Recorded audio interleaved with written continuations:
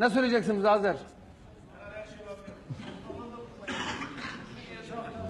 Şimdi Azer'in Ceketimi çıkarayım, çok sıkılıyor. ceketimi çıkar. Çıkarayım müsaade edin abi.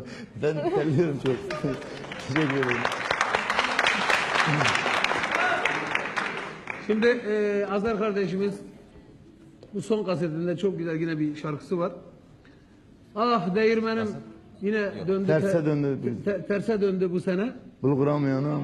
Bulgura mı yanam, una mı yanam? Sözler, işte ben abi böyle sözleri seviyorum. Otantik yani doğal. Doğal yani otantik. Al otantik çocuk. Eyvallah. Sağ olun.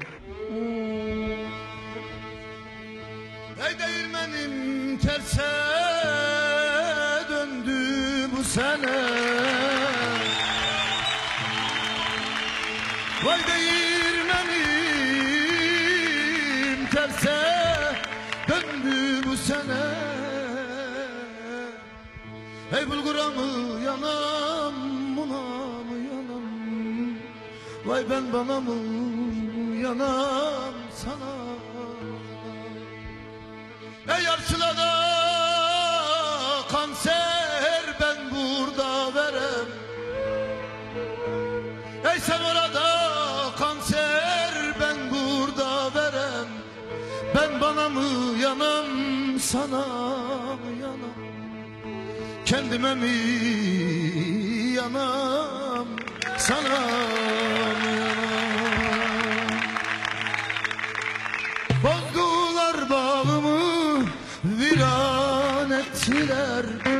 Laleye mi yanam, güle mi yanam? Ben bana mı yanam, sana mı yanam? Aldılar mazlumu, mahpus ettiler. Kardeşe mi yanam, ele mi yanam? Ben bize mi yanam, sana mı yanam?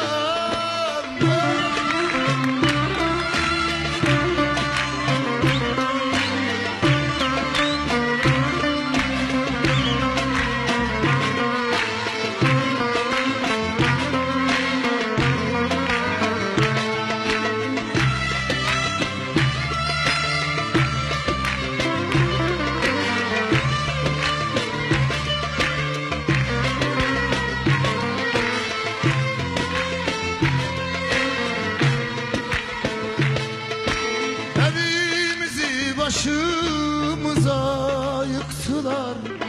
Ben ona mı yanam, bana mı yanam? Kendime mi yanam, sana mı? Yüreğimi, ciğerimi yaktılar. Ben bize mi yanam, size mi yanam? Ellere mi yanam, bize mi yanam? Yıktılar bağımı, veran ettiler. Laleye mi yanam, güle mi yanam? Ben bana mı yanam, sana mı yanam?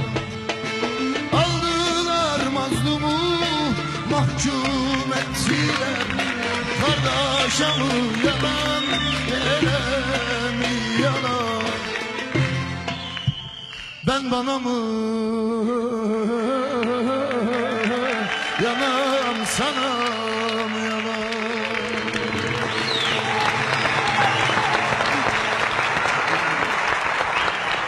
Yıktılar malımı, viran ettiler.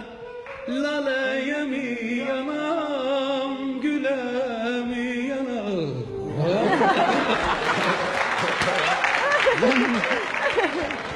Ağzına sağlık baba. Şimdi Almanya'da